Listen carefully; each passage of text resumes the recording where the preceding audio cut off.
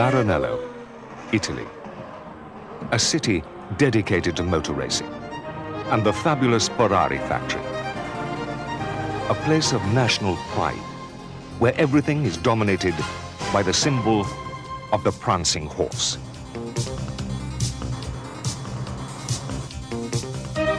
This emblem is equated with excellence and adorns some of the rarest and most beautiful automobiles of the 20th century. The prancing horse was the hallmark of a great genius, the late Enzo Ferrari.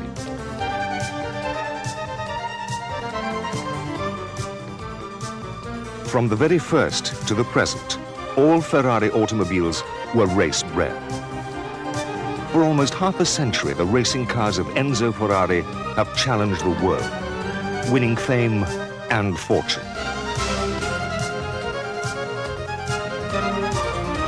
Mr. Ferrari drew his drivers from the ranks of international champions of Italy, Argentina, America, Austria, Canada, France, and Great Britain. British drivers have long served Ferrari well.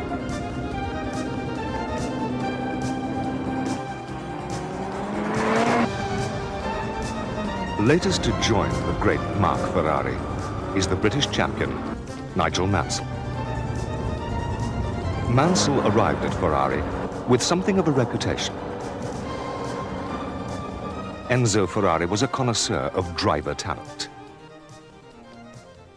He sought drivers who had heart, a quality Mr. Ferrari prized above anything.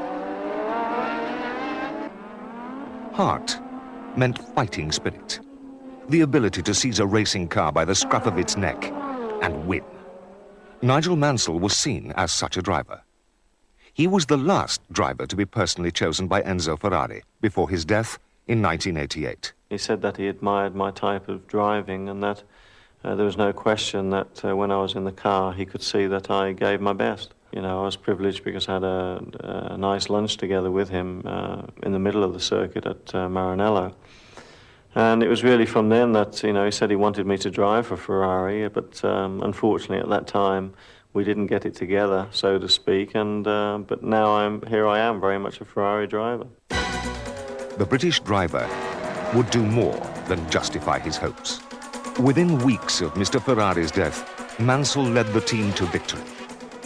Mansell regarded his initial time at Ferrari as one of consolidation for both parties. Above all, he looked to a car and engine and the backup to take him to World Championship honors. 1989 was both a trying and a mixed season for Scuderia Ferrari. Mansell won. He placed. He persevered. Despite a lurid accident to his teammate Berger due to a defective car, a fault which might have occurred on his own vehicle. He fought with inspired determination.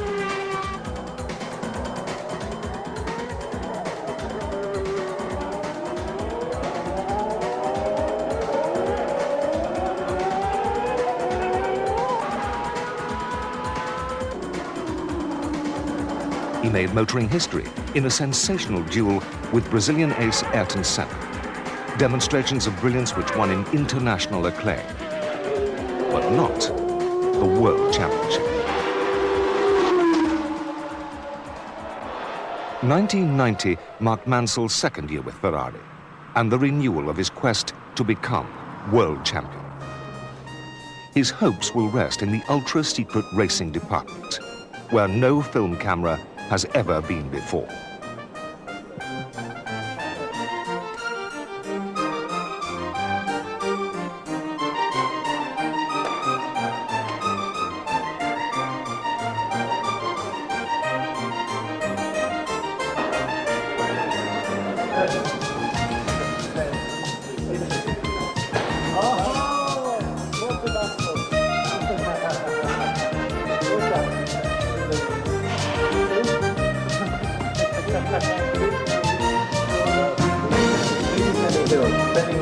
for camera.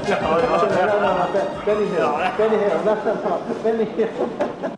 I've had negotiations at length with Ferrari and for the film crew to be with me here today and to be able to film the car as closely as we are and have a look at all the machinery is quite extraordinary. I mean, I think in recent years has never been done. I think in the past has never been done like we're doing it. This is what we call the Virgin office. The steering wheel we have here, which is revolutionary because of obviously the gear shift. Needless to say, no one's seen this as close up as we're having a look at it now. Basically, this is how you change gear. 3, 4, 5, 6, 7. That's what you do to get up into top gear. And then coming down, 6, 5, 4, 3, 2, 1. And to bolt this and make it part of the car is you have a spring-loaded catch here. And you push it on, click it back, and there you have the steering wheel on the car. You can see how stiff it is to get it off. You can see sort of very little room in the cockpit. And you can see how narrow it is here, and I'm one of the largest Grand Prix drivers currently racing. Certainly broadness-wise, I think Derek Warwick and myself are probably the heaviest as well. I'm sorry, Derek, but I've got to bring you into it as well. And therefore my shoulders, I almost have to sort of bend my shoulders round a little bit and bow them because I can't actually sit flat back with my shoulders out square. This is the standard floor level. You can see that where we're actually sitting, where the ruler is, there's a depression. And this depression to the underneath of the car is probably less than about 4 or 5 millimetre. And therefore, and we do that so we can get lower in the car. And the reason we do that again is that we have the air intake here for the engine. And if our helmet comes above this level, then obviously we're restricting the air intake to the car. And obviously taking away potential performance to the engine. This lever here, which is on already, is the adjustable roll bar. You've obviously got 5 settings. That's in the full soft position. And if the roll bar is connected, which it isn't, it actually moves 2 blades, or 1 blade, depending on the configuration of the anti-roll bar. It's essential that we have a rev limiter on the engine because otherwise, needless to say, if you do pull the wrong gear or go the wrong way on the steering, which I haven't showed you, one of the hardest things on this particular gear change is that when you're on full lock, the steering wheel is upside down. So your up change is opposite to the down change. So if you're going around the corner at the same time and you pull the wrong gear, all of a sudden you're in trouble. Would Nigel be permitted to tell us about the radical electric gearbox? Yeah, well, I mean, we'll touch on it. I can't go too specifically, otherwise I find I'll get the sack at the end of the year. But I mean, these are very special parts here because through these solenoids, these actually change the gears for you. It sends a signal, and the gearbox obviously is from here back. You can see that it's very compact. It's quite light. And if there is going to be an advantage, we're going to have it this year in 1990.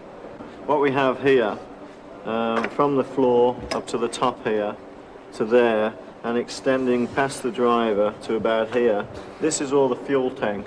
And this constitutes, as you can see, probably a good third of the carbs of the monocoque. There's 4 things I always do when I get into a car, and the 4 things I check are the 4 things that can kill you. And basically, if your steering goes wrong, you're in big problems. If your brakes go wrong, you're in big problems. And if a wheel falls off, and if the aerodynamic package, that is front wing, rear wing. Suspension can break and other things can go wrong and it can cause an accident, but sometimes you've got time to control it. But I think the biggest thing that I know everybody will relate to is the accident Gerhard Berger had, my teammate, in 1989. And it was just a simple thing that went wrong with the aerodynamic package at the front, which was the front wing, and he understeered straight off the circuit. I think the thing that excites me more than anything in Formula One is just winning. I'm just being there, competing, winning, and I think now this is probably the most exciting time in my life, being with Ferrari.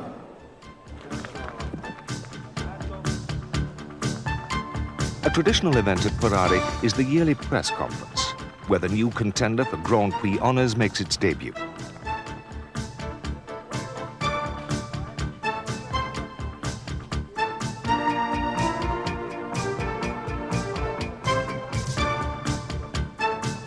the 641 Ferrari Grand Prix car is polished to perfection. Even its tires gleam. The press of Italy are out in force. No angle of the car is unrecorded. Everyone crowds in for a better look. The drivers make their appearance. First, the world's champion, Alain Prost. Then the British champion, Nigel Mansell. Followed by Morbidelli, a cadet driver for the Ferrari team. Excitement moves to hysteria. Cameramen work themselves into a frenzy, pushing and jostling each other for the best position.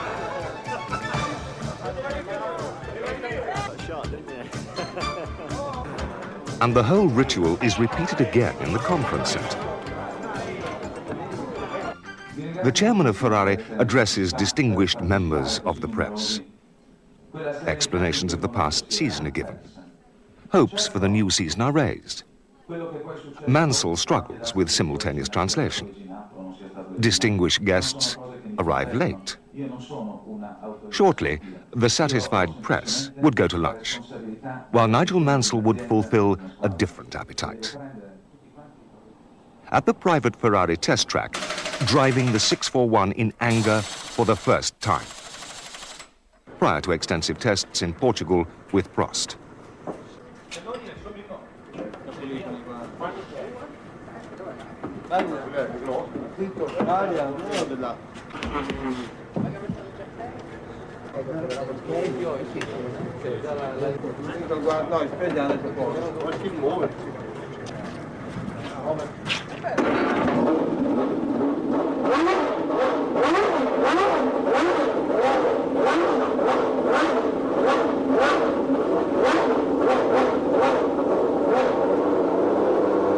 The 12-cylinder engine snarls as Mansell accelerates away, with apparent disregard for the wet circuit.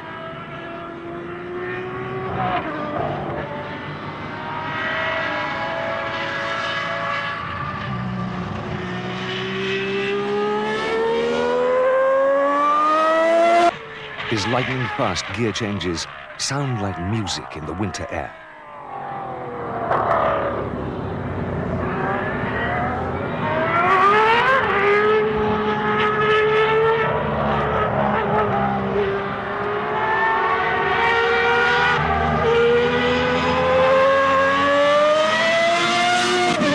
The 1990 season was to begin with Phoenix, USA, a race that Ferrari would probably like to forget. 3 seized engines in practice, and an electrical gearbox failure during the race would give Mansell a terrible turn. And now we're back with a Ferrari because this is Nigel Mansell. Nigel Mansell has been working his way up to 5th place, and we've had some smoke from the back of the number 2 Ferrari as well. And we've got a lot of smoke, we've got fire. That's the end of Nigel Mansell's race. Brazil, where he won last year, was no better. Mansell had flu. The 641 had uncertain handling.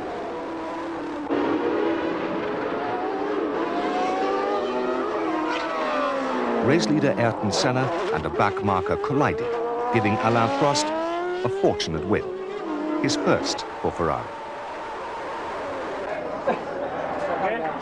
It was an emotional moment for the world champion and the Ferrari team manager, Cesare Fiorio. Imola was to prove a Mansell classic. In front of the home crowd, the car and driver were on form. Mansell was in a very strong position behind the McLarens. He closed on his ex-teammate, Berger. What follows is heart-stopping. Berger, by accident or design, runs Mansell off the track, resulting in a colossal spin by the Ferrari, twice round at 195 miles per hour. Showing exceptional car control, Mansell recovers, but vengeance was not to be, as the Ferrari engine had had enough. Another blow to Mansell. The Grand Prix of Monaco looked distinctly unpromising. If great cities of Europe qualify by charm, the Principality of Monaco has no rivals. Suave, urbane, and decidedly grand luxe, it remains a bastion of wealth and the site of the most glamorous Grand Prix in existence. Since the earliest days of the sport, the greatest drivers and machines of the day have raced on the public streets and avenues of Monte Carlo. Victory here was to win the most prestigious race of all.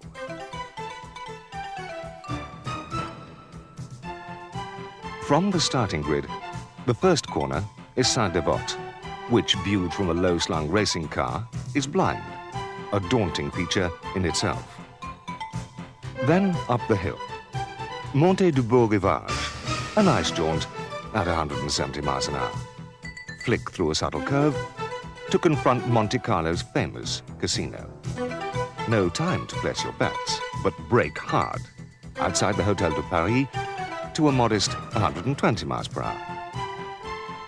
On these very roads, the grandest names of motorsport roared: Bugatti, Alfa Romeo, Maserati, Mercedes-Benz, Auto Union.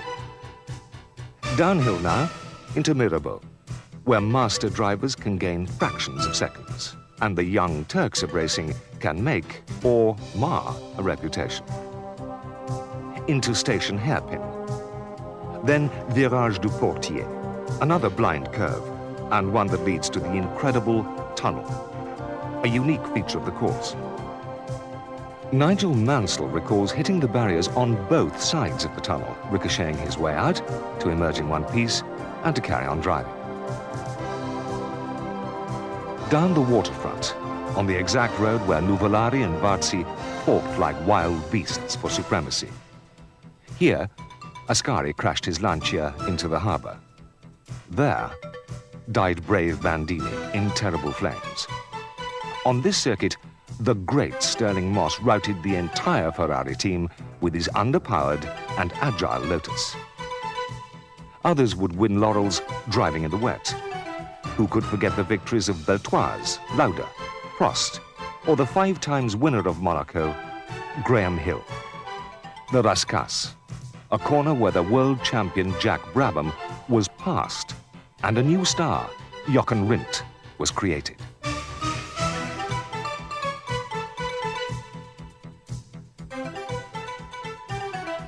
Monaco is a kingmaker, beautiful, demanding, and very, very dangerous.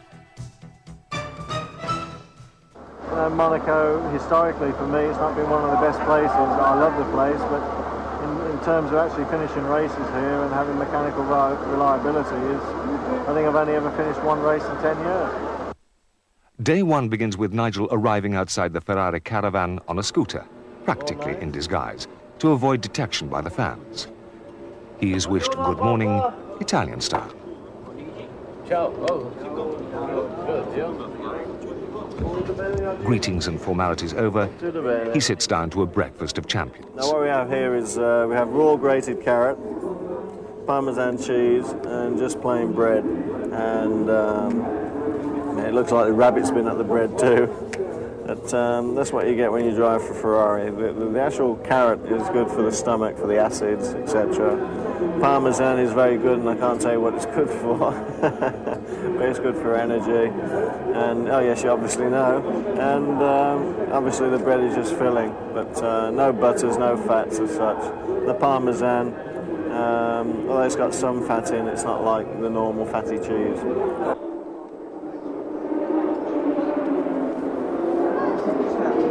I think the only thing that I'm a little bit annoyed about this morning is the fact that I've been ill most of the night.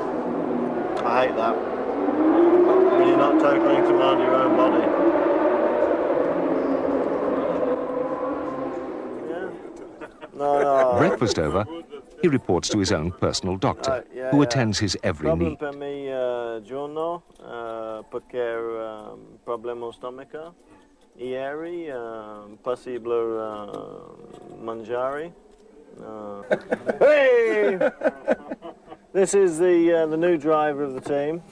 The only trouble is sometimes one of the best in the world. Sometimes, yeah. You're right. Mansell's quarters in the motorhome are cramped, almost submarine-like. Here, he will spend a great deal of his time. One set of OMP racing overalls, which are very, very good. In fact, they are the early ones, so I think today we'll wear a new set. Might bring us a little bit more luck. A pair of fireproof underwear. There's a set of tops to go with that, but I'm afraid it's my prerogative. I use a Marlborough sweatshirt underneath.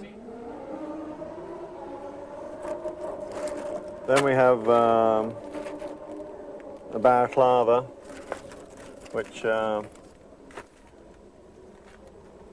we can wear. All these are new. I'll use that one today. I like the ones with the spy holes because I don't know, you just feel you have a little bit more protection, and this hole here, which is cut especially for the drink. So you got your two eyes here, and also if you have a hole cut here, you can breathe just a little bit better. This is my helmet I used at the last race, which has been cleaned a little bit, but not totally. You can see the visor's still old of Imola, but that helmet is probably okay to use this weekend. Soon, the hour to go to work arrives. Mansell is at the pits. His car is not ready, being still in transit from the garage. His task is complex: to tune and adjust his own machine on 2 sets of tires. Short-life qualifying tires for maximum grip. Race tires for long distance. Mansell has 36 sets of tires to choose from. He will also set up the spare car, or muletto, for use by himself or his teammate Prost in the event of an emergency. This is a decided advantage for the team. The Ferrari drivers share the task, changing responsibility from race to race.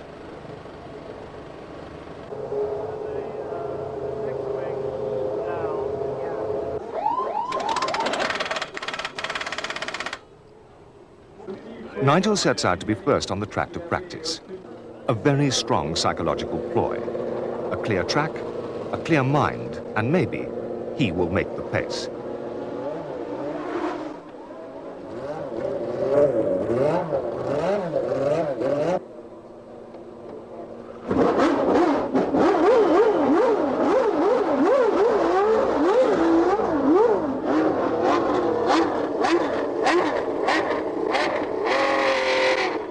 The qualifying tires demand warmth to work at their very best. They have a very limited life, 3 laps.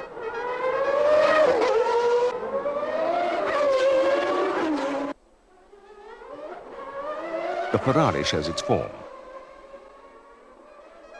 Quick. Very quick.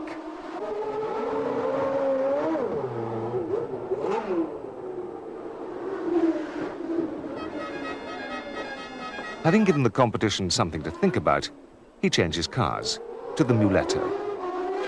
The muletto, or mule, isn't quite the old hack it sounds. The engine has a more radical power band and a few demon tweaks on the rear airfoil. Mansell's personal engineer will log suspension settings, tire pressures, temperatures, and ride heights. 10 years a Grand Prix driver, Nigel Mansell's expertise is invaluable.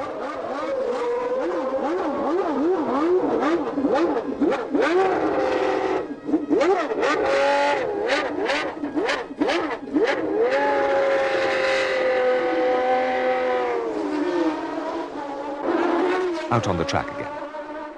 There's more traffic now. Other teams are starting to show their form.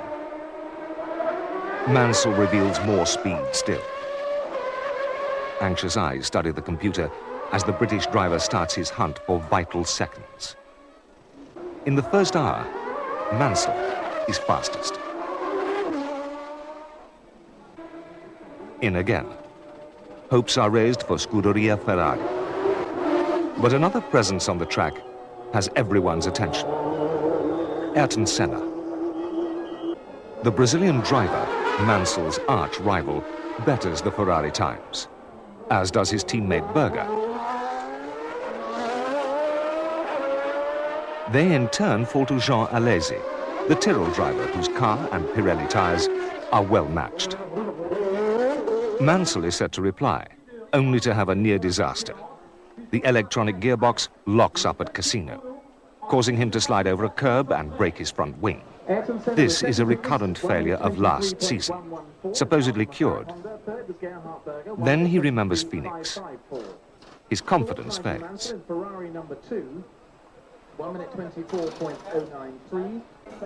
The afternoon finds the 641 having a change of spark plugs.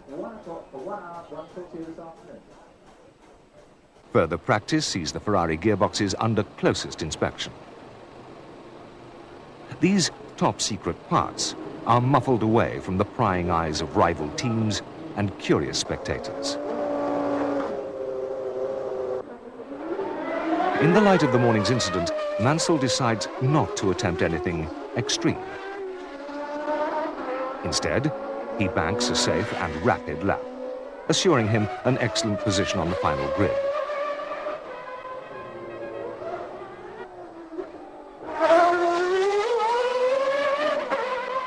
Perhaps he intends to save the fireworks for race day.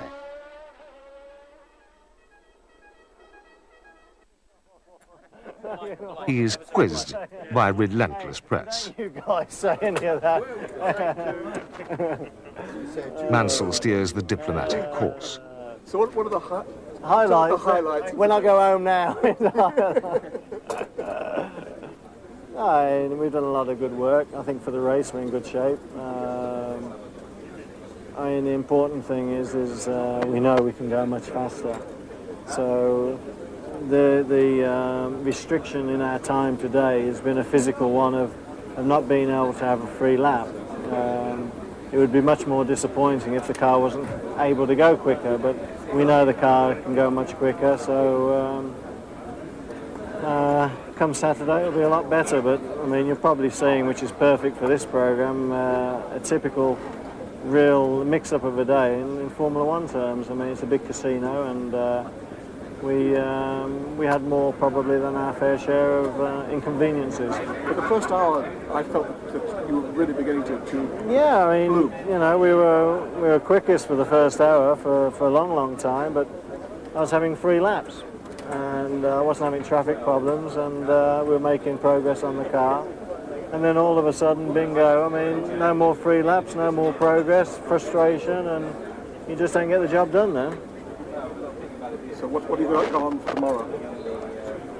Play golf. Rest day. While drivers rested, teams laboured. McLaren are the prime source of speculation. Senna is rumoured to have 40 extra horsepower from his Honda engine. Other teams wonder how to cope. Everyone strips and checks their equipment, seeking the slightest advantage. Especially strong is the Tyrrell team. Morale has soared with the performance of Jean Alesi, the dark horse of the race. Hanging in there, Brabhams look for better luck. Strong contenders Team Williams relies on Sooty instead. Who knows what power lies in Cosworth or Lamborghini? In the Ferrari camp, there is calm and order. Has Prost shown his hand? And what of Mansell?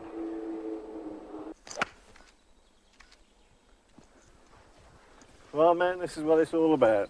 There's no phones, no people. You can relax.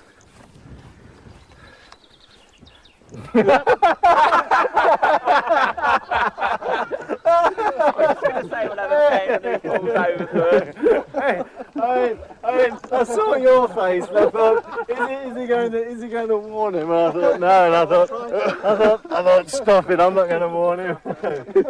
All right, let's see if we can do a decent shot. Well, it got out. That was about it. Early days yet, man. Early days yet. It's a decent one. Show you a trick I did in Japan a couple of years back with the the managing director of Canon, and he was not impressed with me at all. That's probably you guys are finding out fast.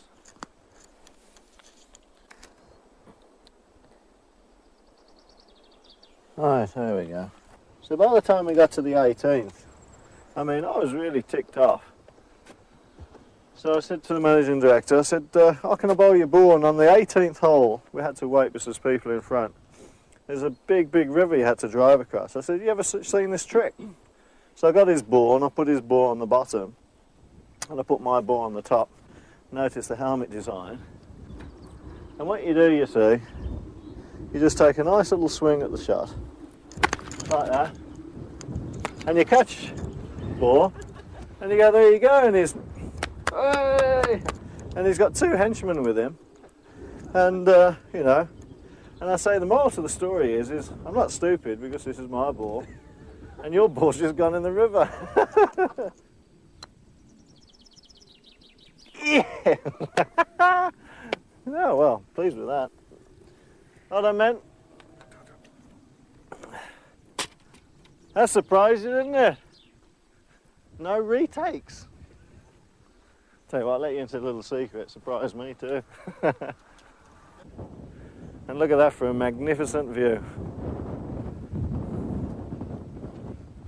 I mean, that is just exceptional. I mean, you can see the hotel where we stay.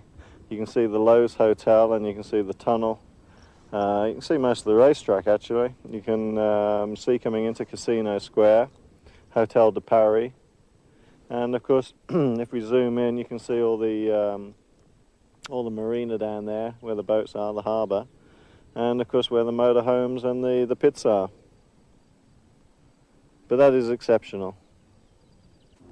But I mean, that is gorgeous, it really is.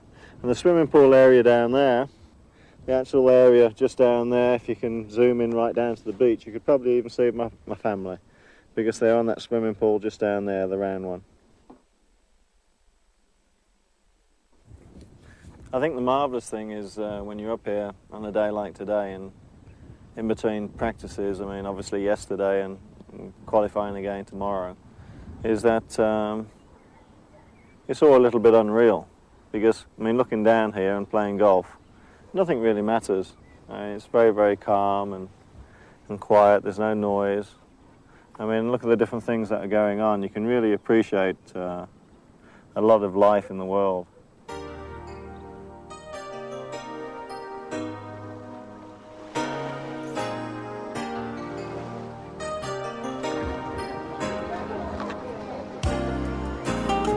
See how high you can jump. Are you ready? Are you ready? Are you ready? Ready? Ready? Go!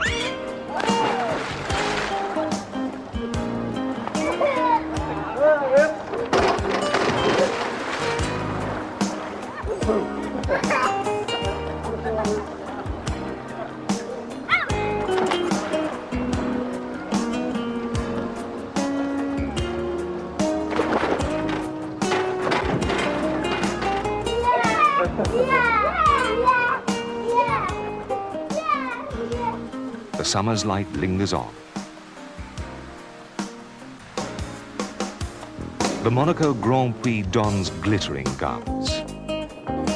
Centre of attraction is a gala dinner, hosted by the major sponsor. Style, prestige, glamour, beautiful cars, and beautiful people. Drivers and important personalities mingle with their ladies, dressed in the latest mode. A kind of glorious dream come true.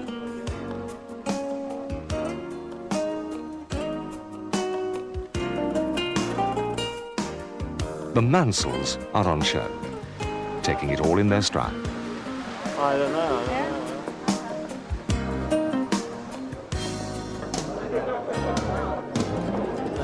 Sticking up at the back.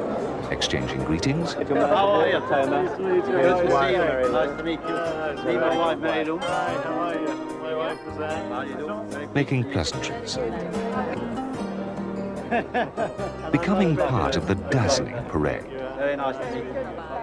Solitary Senna appears, like a lone wolf. For a few seconds, he and his teammate Berger stand together, and then apart. Tension exists between the McLaren drivers. Team managers and all their drivers are presented on stage. Few of them would stay to eat the four-course dinner. Practice was just hours away. Enfin, pour McLaren.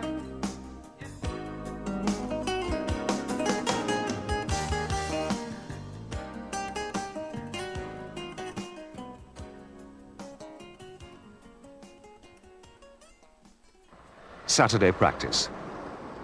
The teams assemble with fresh cars. Paramedical units of volunteers take their posts, as do the disciples of Ayrton Senna.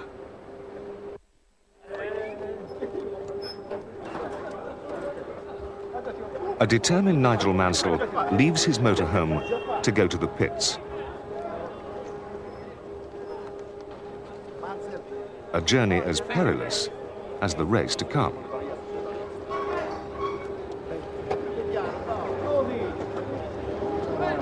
On and on the fans come. There seems to be no end to them.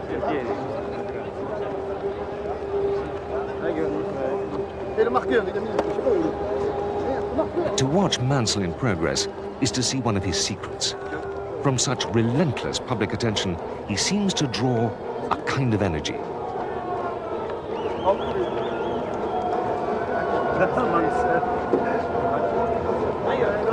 Charging himself to full power for the task ahead.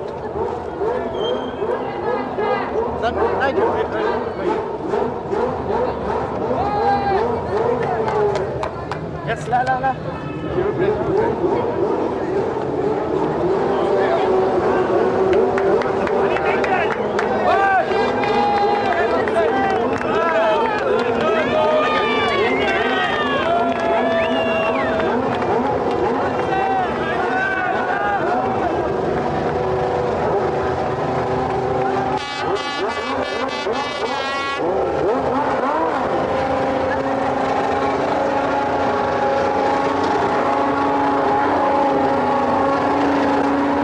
Waiting and ready are Mansell's mechanics, warming up the engine, putting the electric gearbox through its paces.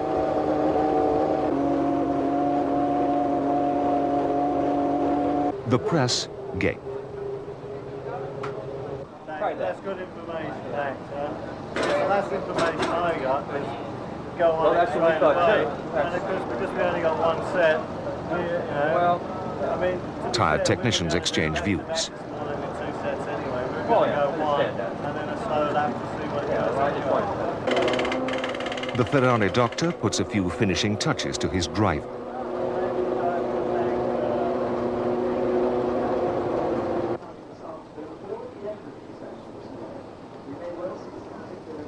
Mansell exudes determination. He and Alain Prost are to mount a major attack on the opposition.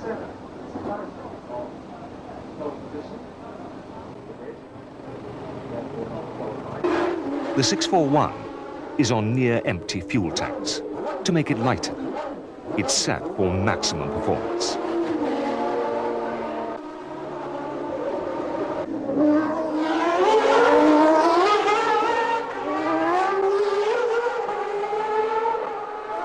Until the dying minutes of the session, they will rule the roost.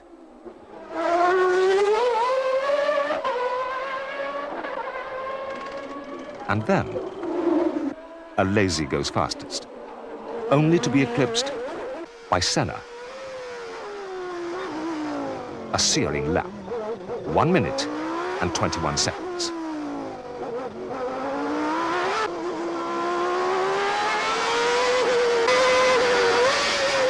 The pilots blow on their fingers. The old champions marvel at the young. And everyone goes to lunch.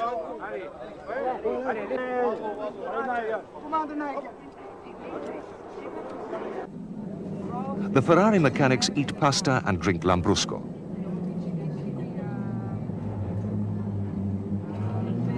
Even the Camel Lotus team takes a break. Everyone ponders the final session yet to begin. The action is fast and furious. To the eye that is quick, at La Rascasse corner, the Goodyear shot car seemed less sure than Alesi on his sticky qualifying Pirelli tires. Berger astonishes the spectators and himself by trying a new line around the corner, mere inches from catastrophe. His teammate Senna is in perfect balance, serene and assured. Mansell is 7th fastest, but he is not discontent.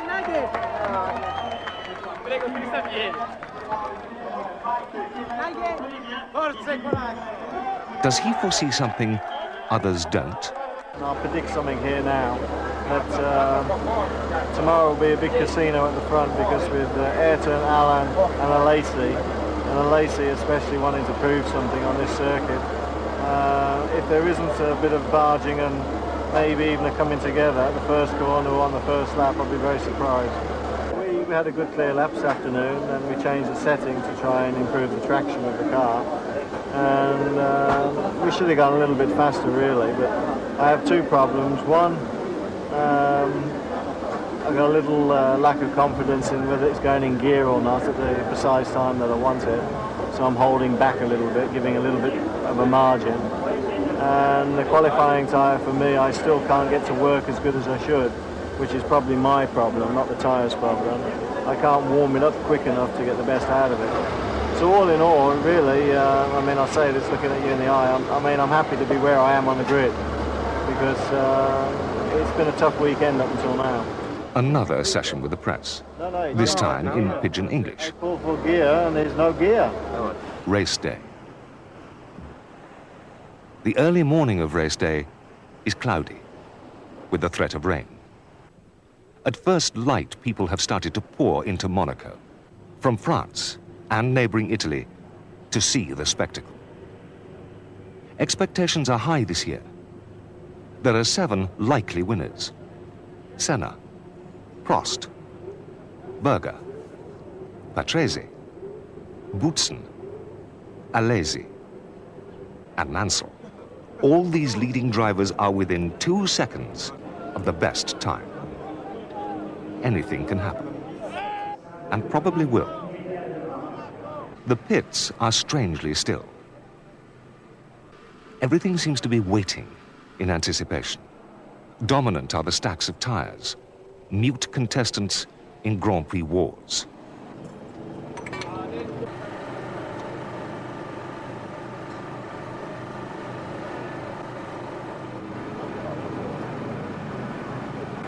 Teams attend to last details.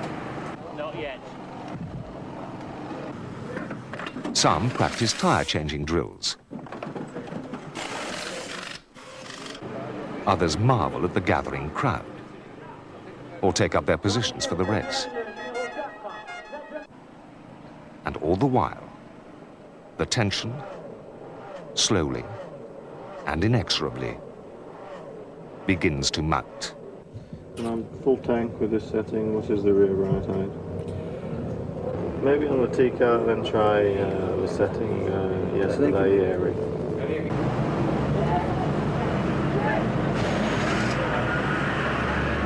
This is my engineer, Maurizio Nardon, who I might say is the best engineer I've had today. Almost the only engineer I've had today. And now, an hour before the start, the calm before the storm. The champion sleeps. Perchance to dream.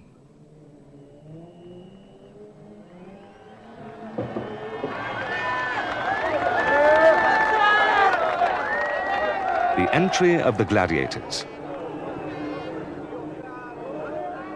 Polite applause for Prost. Thunderous acclaim for Mansell.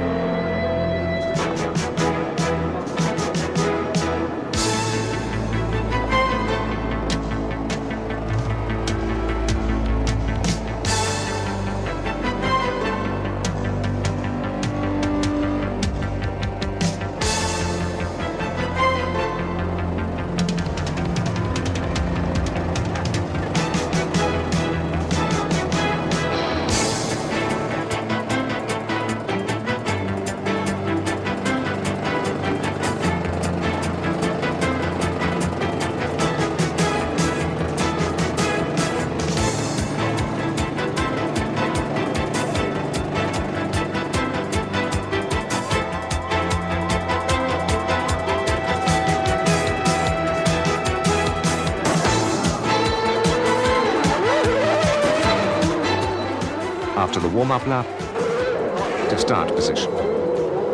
Mansell and his Ferrari are alone. The seconds become centuries. Everything strains for release.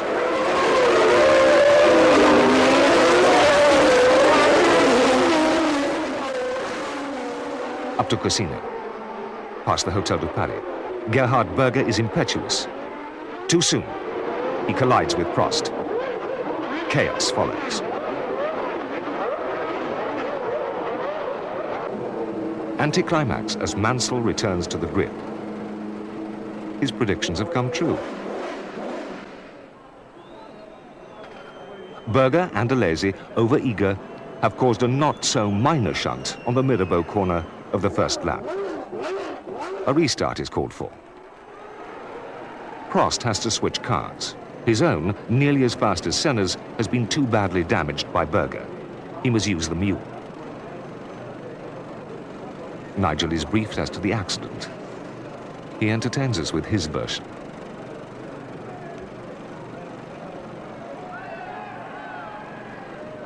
Alain consults his teammate as to how many gears forward it has. Prost prefers 6, Mansell like 7. Prost departs to race in a strange vehicle with an extra gear, which may alter his technique. It's a brave action. Prost's rivals lick their lips in hope that he's become an easy prey. Around the course once more, on a warm-up lap. Back to the starting grid for the second time. The lights are on. The race begins.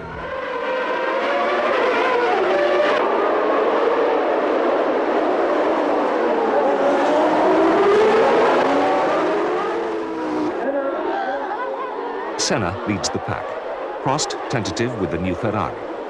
McLaren and Ferrari separated by 2 seconds. Berger pushes hard.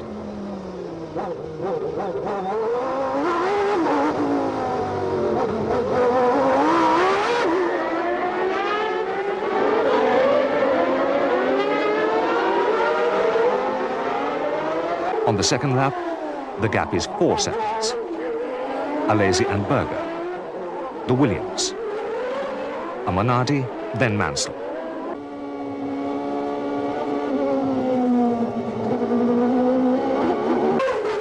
Mansell closes on Williams driver Boutsen.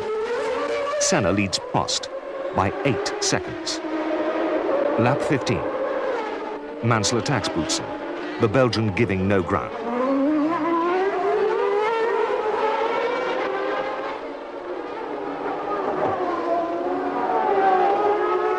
Then Nigel comes into the pits.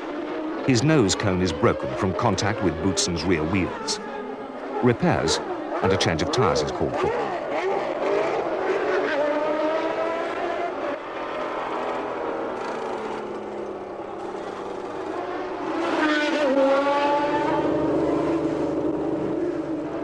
He rejoins the race in 16th place, a lap down.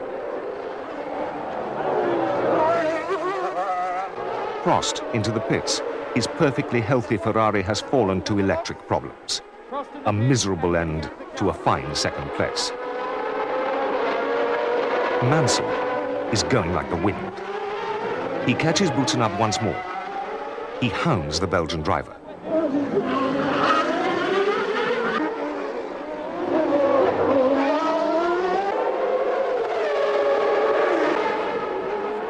By lap 45, the Ferrari is in 5th place and close to 4th, a superb effort.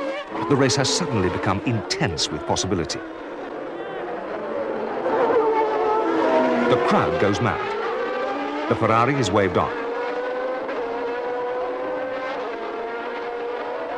And then, Mansell 641 stops.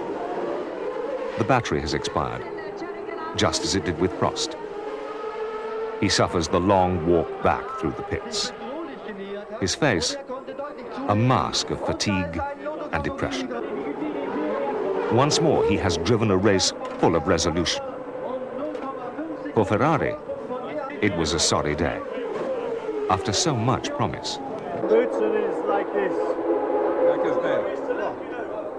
Crazy. Okay, But you did a very good race because after the accident you had a very... I pushed very hard. A lot of people. I know. I pushed very hard. I won points. I want to finish. Yeah. And we have to wait now to Canada. I'm sorry, because I want to finish. I want to finish the race. We're sorry for you. Okay, man. Well, basically, we've done a film of the whole Monaco Grand Prix, and you've seen me now, minutes after I've got out of the car. What can I say except you can judge for yourself about the race. We had obviously an interesting one, and yet again a very disappointing one. We had a technical problem with the car which lost me the gears. It was an electricity problem which probably came from a flat battery, believe it or not. What can one say except very disappointed. I believe everybody enjoyed the race.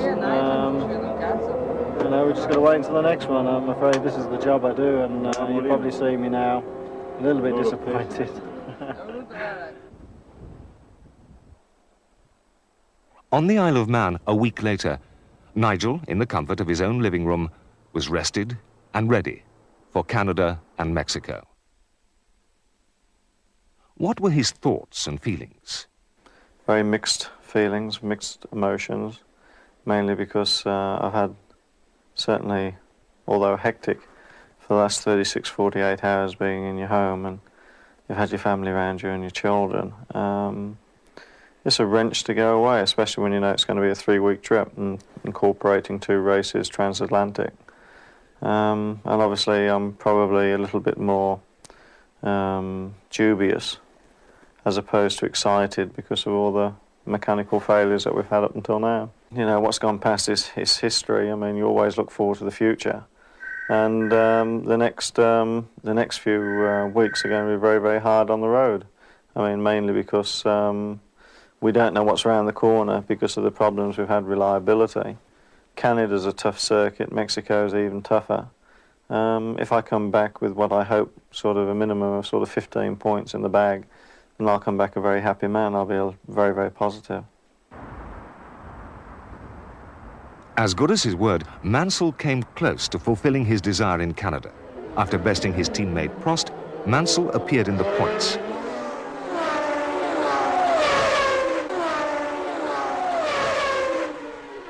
A fine 3rd place. He even managed a handshake with his rivals Piquet and Senna. How would he do in Mexico? The answer would be, quite nicely, thank you. Mexico would prove a brilliant spectacle of Grand Prix racing, a drama where all the elite drivers would star and the outcome would be continually in doubt. For the opening laps, the McLarens made the pace. Senna in his favourite position, out front, Berger behind, watching his flank.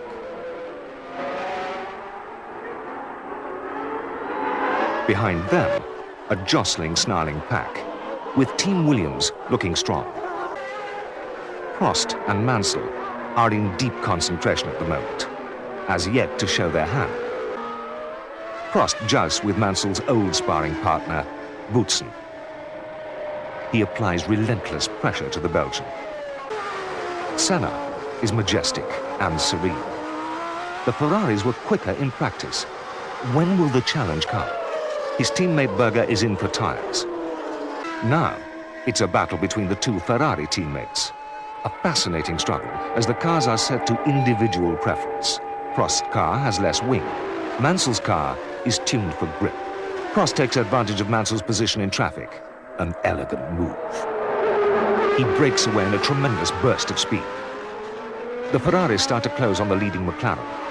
Prost into the attack. Senna makes him work for every inch of the road.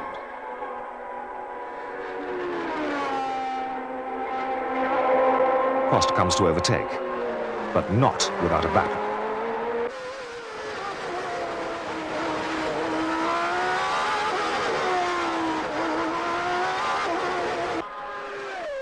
Mansell swiftly follows suit.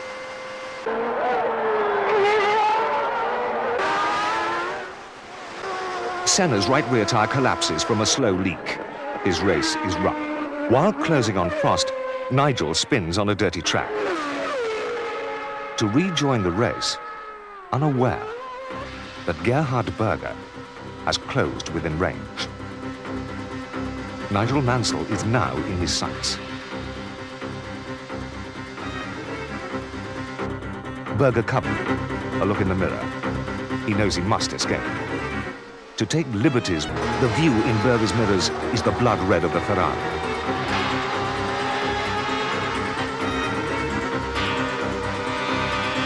Red is the mist over Mansell's maneuver, flat out on the outside of the astonished Berger.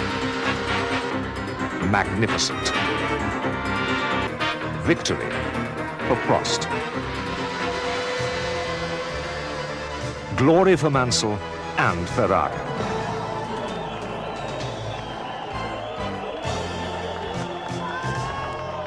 Scuderia Ferrari, first and second.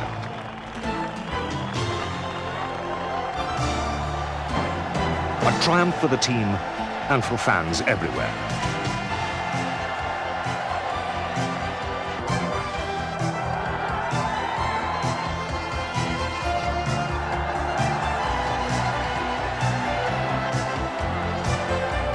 No matter how fortune and fate would treat Nigel Mansell, his greatest drives with Ferrari will long be remembered.